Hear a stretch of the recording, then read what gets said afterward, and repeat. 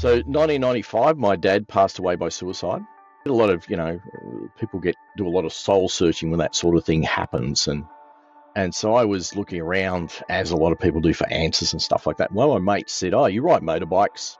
You should go and talk to these guys." There was an organisation called Black Dog Ride who rode motorbikes and raised money for mental health and suicide prevention. And that's where I met this little guy, Winston, because he was their mascot, right? So he rode around on the back of my motorbike. We did charity rides, met lots and lots of great people. And it was just quite inspiring to get around and talk to people. And I found myself, and other people do as well, that talking about things like that really just helps everyone. Was youth mentoring through Raise Foundation, organisation we have over here that tries to help teenagers who might have some struggles at home or some struggles themselves, arm them with some tools, some support mechanisms to get them to the stage where we can do some upstream work to stop youth suicide. I mean, in this country, 40% of all teenagers between 15 and 17 die by suicide. So we try and work with those guys. So really, really beneficial to myself to get in touch with teenage kids and, try and help them.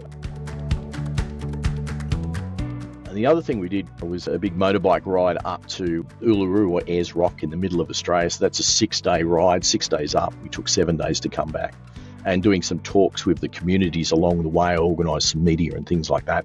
But talking to a lot of people about, how they're going, what resources they need, what are they looking out for, those sorts of things. It's really been, quite beneficial. 2020 was when I started youth mentoring. It was all done via WebEx. Okay, so we had no access to the kids, and myself and another mentor mentored these two young teenage boys for the whole year. The next year when I went back, I was leaving the first meeting to start the year, and I hear someone yell out, "Hey, Shane," and it ends up being one of the kids I mentored the year before, who I'd never actually met.